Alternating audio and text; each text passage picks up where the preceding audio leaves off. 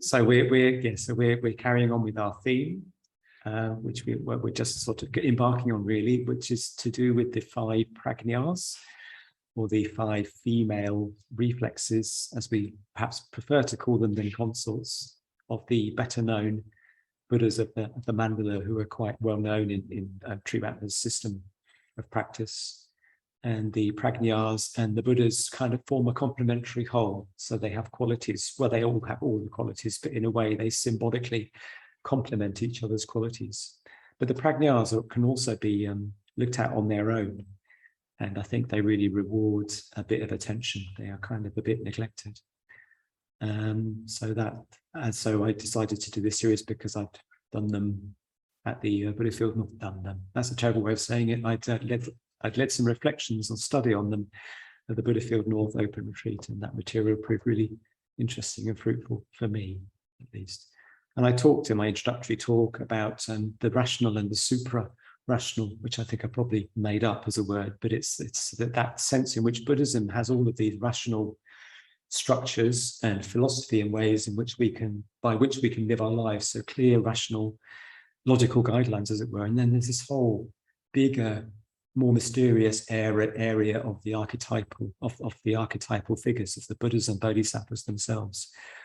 And the point of those is, I think they take us further in the direction of awakening. They take us to a point in the direction of awakening beyond which words and concepts don't really fully do justice, do the job. Yeah, so they take us into a kind of a more wordless experience, which can lead us closer to awakening. And there's also a sense in which these figures are like an emanation of the awakening mind, so that they're coming out to meet us, you could say. Yeah, and they arose through deep and sustained and meditation originally. So meditators were bringing to, perhaps, calling to mind the figure of the historical Buddha, and as they meditated, out of their devotion, these figures emerged sort of mysteriously as a kind of emissary or a message from the beyond, from the awakening mind. So Surita, who's one of the order members who lives at Padmaloka, he suggested that what we do when we are evoking these figures is we're like holding up a lightning rod to the transcendental. So we are opening up to forces that are bigger and brighter and more beautiful and more ineffable than we are. And if we're lucky and if we approach it in the right way, then the lightning rod becomes zapped from the other side, and these figures suddenly are imbued with magic and power and beauty, and they sort of become real, in a provisional sense. So I think part of the point of looking at these figures is to sort of play our part in this bargain. It's sometimes described as a sort of pact, that you make a pact with the awakening mind, that if you do your bit, then the Buddha will come in and do his bit from the other side. And there is this lovely image of the Buddha as the sort of mother hen tapping on the eggshell, on the shells of the unborn chicks, encouraging them to emerge from the shell. And so you have the Buddha tapping on our whistle. We are, of course, the unborn chicks in our sleep of ignorance. And as the Buddha taps on the shell to break the shell, to encourage us to break the shell so that we can emerge into full awakening. So in a way, I think this engaging with figures is a way of us reaching out to the Buddha and the Buddha reaching out to us and meeting somewhere mysterious and rather wonderful. So that's by way of intro, just recap, I suppose. So I'm going to talk about the figure. And if Jamie could perhaps produce put the figure up on the shrine. There's the one on the it's a beautiful shrine again, incidentally. Thank you very much, Annie and Trish. So we have Lochana. Here is Lochana in pride of place. So Lochana, the blue female Buddha, who's associated with the Buddha of imperturbability, unshakability, Akshobhya. So I'm going to do a couple of things, really, or we're going to do a couple of things collectively. we're going to talk about her. So we're going to describe what we see. And we're going to, as it were, elicit the facts. So what are her emblems? What gesture is she making? All of the things that we addressed last week. And then we're going to evoke her. Okay. Now, the difference, I think, between describing and evoking is a bit like, well, this is a slightly unfortunate image, but one that came to mind for me is a bit like reporting on a war and writing war poetry. Yeah. So when you're reporting on a war, you describe the facts, you describe the mechanics of a battle and the ins and outs. So you give a factual account. But when you're there, you write poetry about the war, and it reveals truths about it, which are more and sort of deeper and more and kind of more significant than just the facts themselves. Or to take a more positive image, there's this famous anecdote with William Blake, or a quote of William Blake, where he says, you know, people look at the sun and they describe it thus: it's like a pale yellow disc about the size of a guinea. And I look at the sun and I see a choir of angels singing, holy, holy, holy. Yeah. So again, there's the difference between describing and evoking. So we're going to evoke, or try to evoke, the figure of Lochana a little bit later in this first half. So we've got a packed program tonight, so that'll be a bit meditative, and I'll introduce us to that gently, because I think it's a practice that is sometimes, perhaps unfortunately, known as visualization, because there are some people whose visualization faculty is not great, and I count myself among them, but it's perfectly possible to evoke and get a sense of presence and, you know, there being something there, even if you're not very good at seeing. Okay, so we'll be doing that in a little while. But first of all, let's just take in this figure. So this Buddha is known as Lochana, and there is a Dharmacharini in our order by that name. So does anyone remember what the word Lochana means? I used to be a teacher, so if I ask you questions, it's just kind of, you know, it's what you do. Anyone other than Samantha Patrick? No.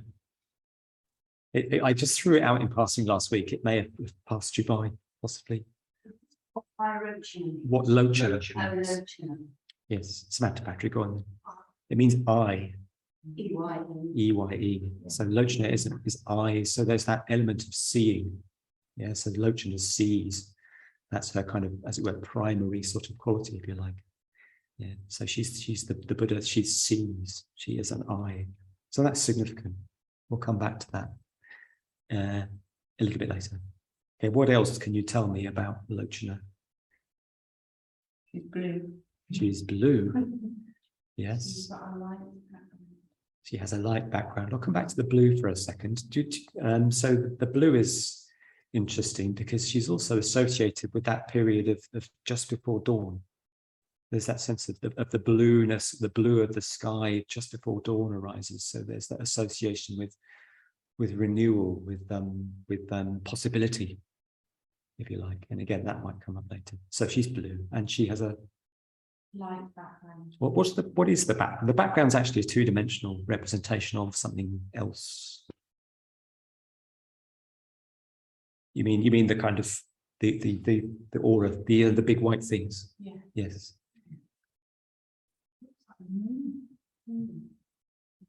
Yeah, I think it's supposed to be something 3D. All Buddha figures tend to have them.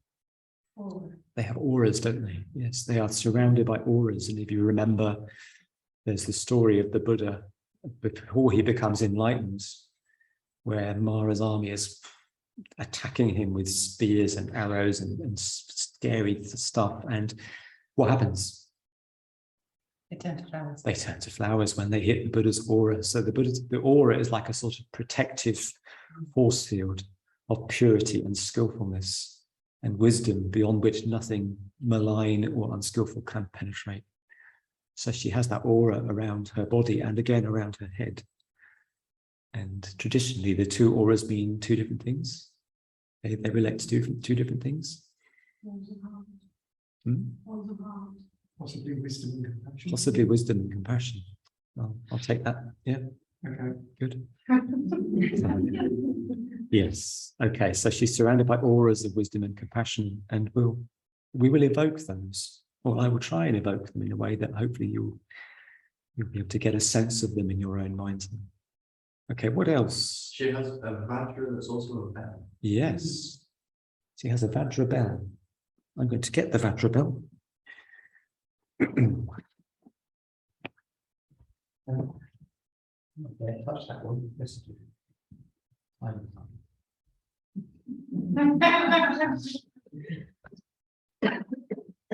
Yes. So she's holding a Vajra bell. I'm not even sure it has a clapper. In fact, I'm pretty sure it doesn't. To her heart. And she is holding the Vajra to the, you can't see me, you can't see through the desk, can you? But I am touching the mat while holding the Vajra with my right hand. So two very powerful gestures. Yeah. So I'm slightly ahead of myself. So what does the Vajra bell represent? Wisdom. Wisdom. Yeah. Yeah. It's wisdom. And I like to think of wisdom ringing out as sort of through the infinite blue sky, through to us from the Buddha. And if you turn it upside down, it's shunyata. Yes, it contains emptiness. Wow. Yes, it's like a receptacle of emptiness. So it represents the wisdom, the penetration through to the wisdom of the emptiness of all things. So she holds it like that. And what about this? Indestructible reality of the indestructibility of truth. Right. Yes. So it's like it's that's right. It's the sort of the reality, the truth that cuts through everything else. Cuts. It's sometimes referred to as a Zeus, a diamond thunderbolt. That's right. So it's the hardest substance in the universe. Everything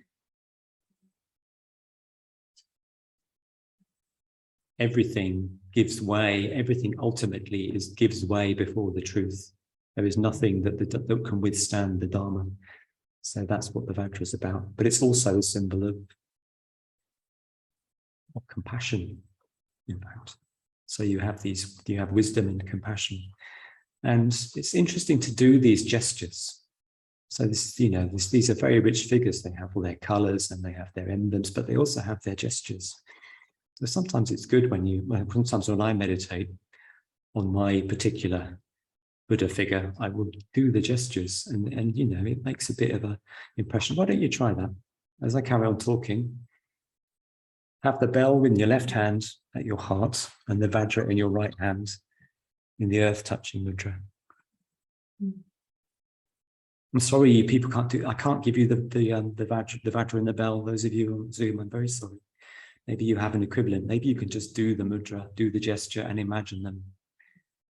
Yeah. So, and of course, the earth touching mudra. What's that to do with? The Buddha, that's what the Buddha did. Yeah. When? When after Mara was attacking and he called the earth, this is witness. Yes. It did shake, I think, as well, but that's a slightly different event. Yes, he called the earth goddess to witness. Yeah, so he touched the earth and in a gesture of kind of supreme authority, of utter rootedness. So completely rooted in practice, completely rooted in reality. Yeah, so that you get this strong sense of imperturbability. And this is shared with Akshobhya and Akshobhya's reflex Lochana. So there's this wonderful kind of imperturbable quality. Just see how that feels when you do that. So keep passing it around.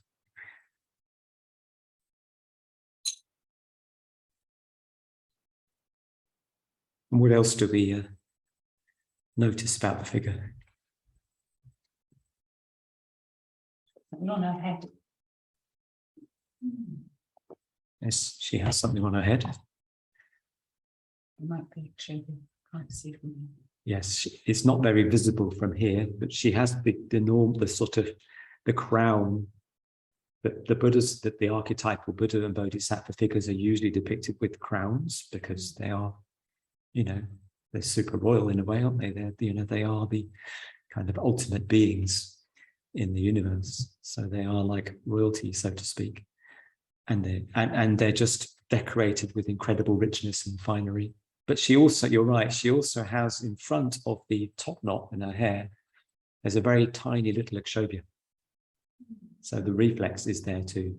Yeah. So the figure of Akshobhya, which you can't see, is there. So this is just reminding us that they are a unity. Yeah.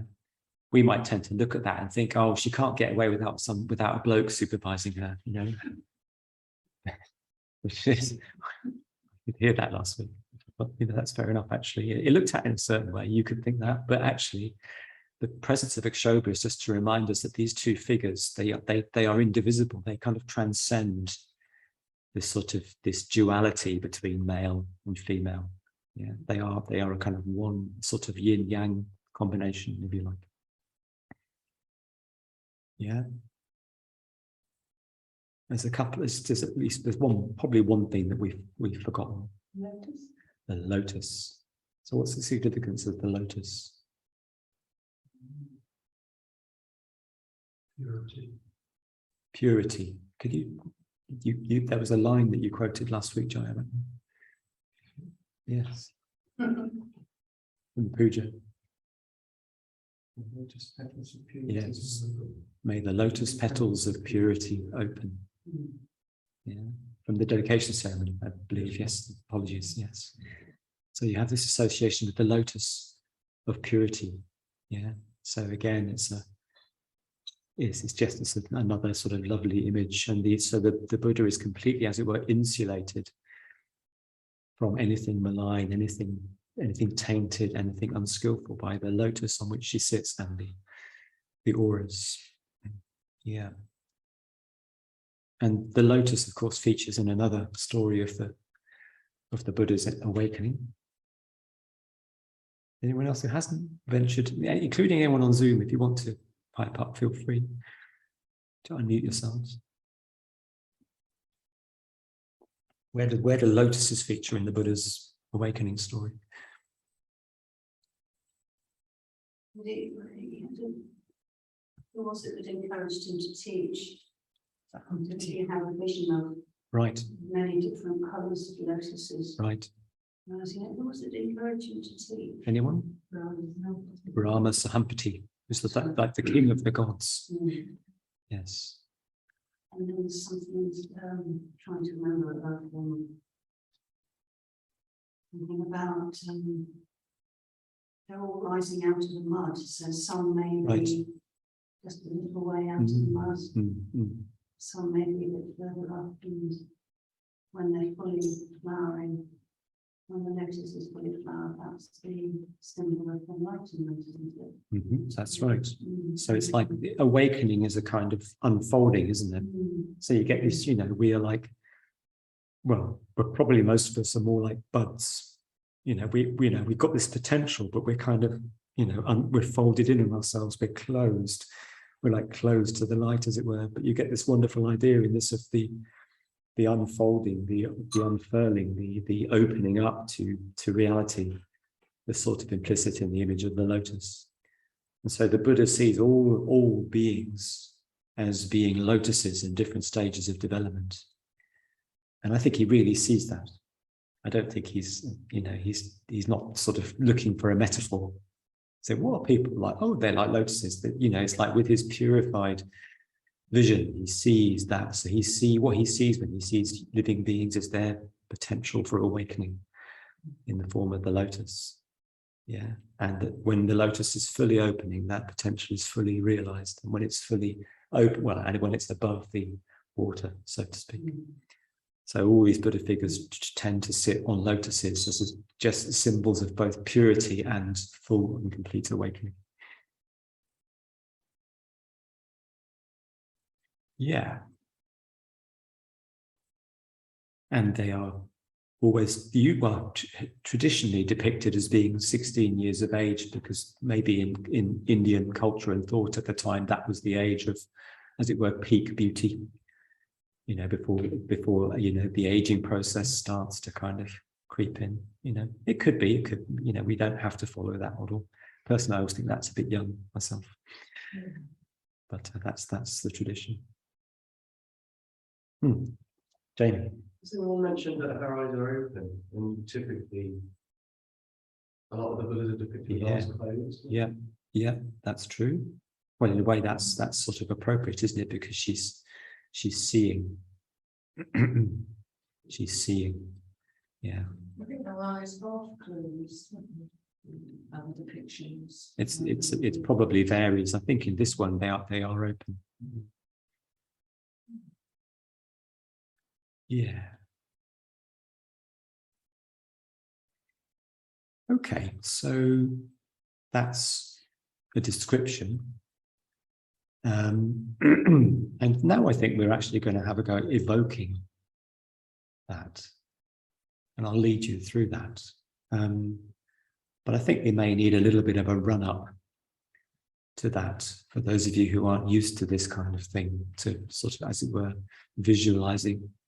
And I should say, sort of in a sense, there's a sort of caveat here. So I am going to be leading through something which is part of a kind of traditional sadhana practice. So when you join the order, you are given a mantra and usually a visualization practice, a practice involving a particular Buddha or Bodhisattva, and those are given under very particular conditions, in very particular circumstances. Yeah, so basically, when you take that practice on, in a sense, you're making a very strong undertaking to transform your life, to move towards becoming that figure. Yeah, and that's not what we're doing here. Okay, not well, maybe we are, but not necessarily. So I feel like I probably ought to point out that I am not, as it were, giving you an initiation or an empowerment. I wouldn't be qualified to do that. Yeah, I'm hoping that it might be interesting and maybe inspiring to dwell on some of the qualities of this figure. But clearly, I'm not going to do a full sadhana practice with you. So I just sort of wanted to say that. You may think, what on earth are you talking about? Which is probably, if you do, don't worry about it.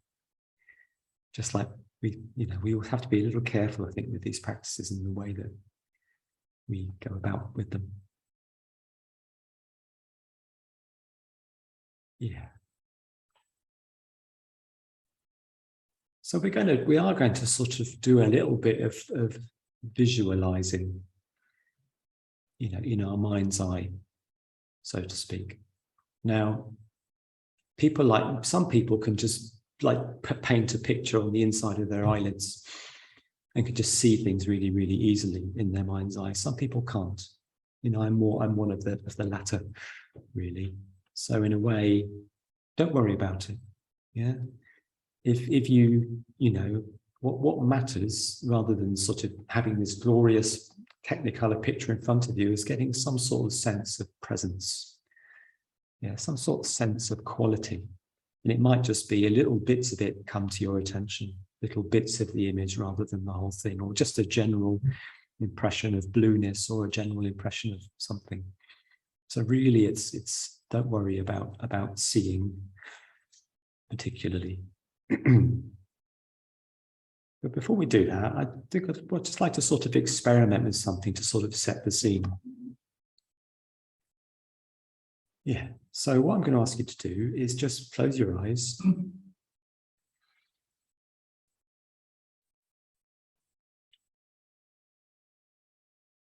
So coming into awareness of being embodied here in the shrine room or at home. So bringing awareness into your body.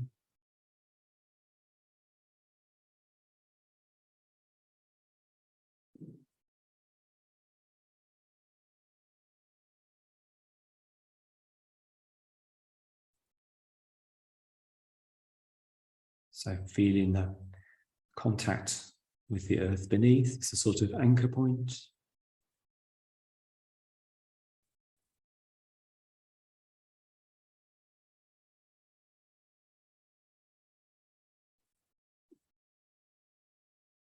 And when you've established a little bit of awareness of body and awareness of place, bring awareness up into the heart space, into that place where you feel your emotions, and getting a sense of your mood right now.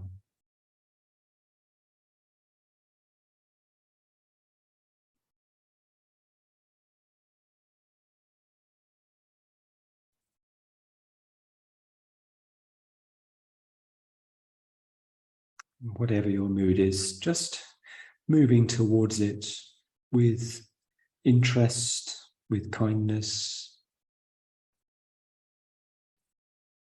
without judgment.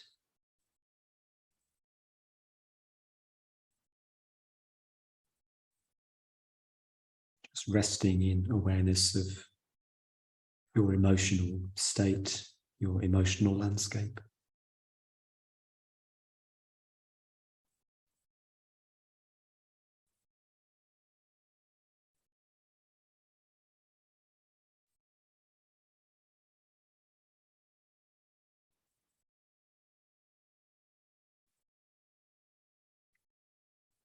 And what I'm going to invite you to do is see in front of you, or get a sense of a vast sort of blue sky unfolding in front of you.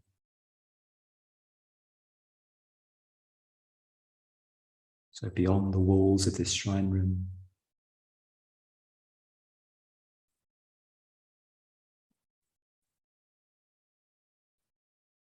So seeing, imagining, experiencing a sense of a vast blue sky.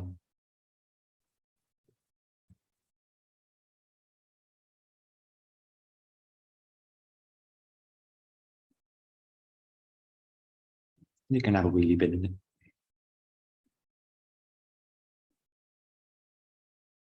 Expanding that awareness of sky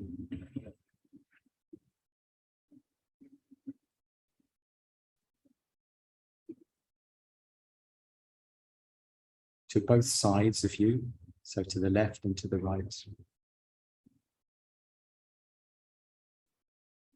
And above you.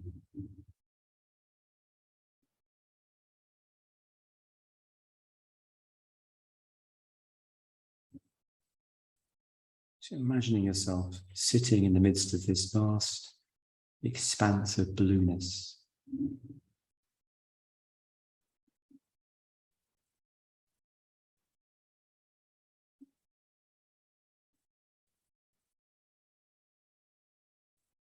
And it extends behind you.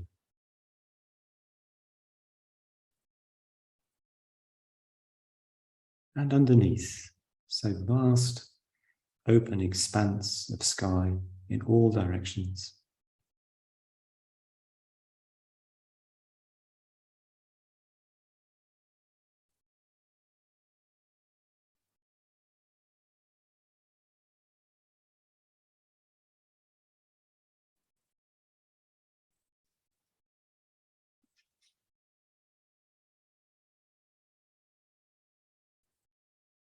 So just a sense of sitting in this vast, open expanse of spaciousness.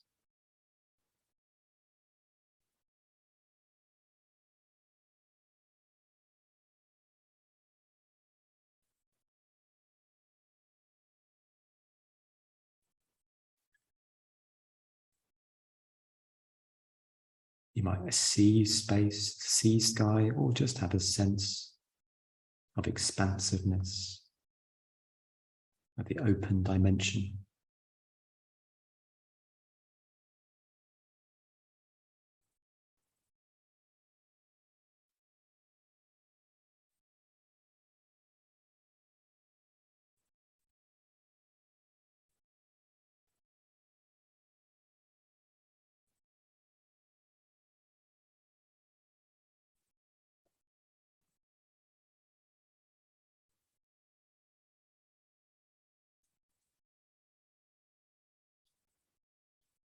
Below and above, to either side, in front of us, behind us. Endless expanse of blue sky.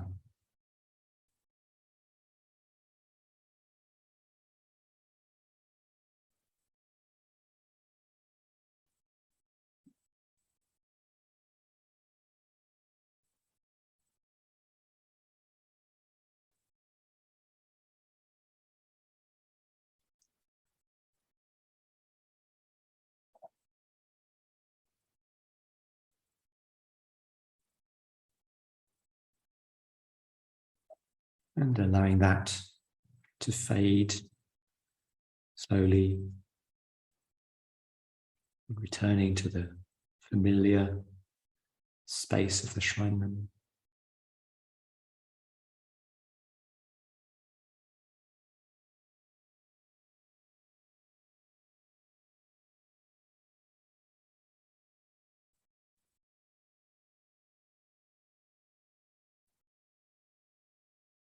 And when you're ready, opening your eyes.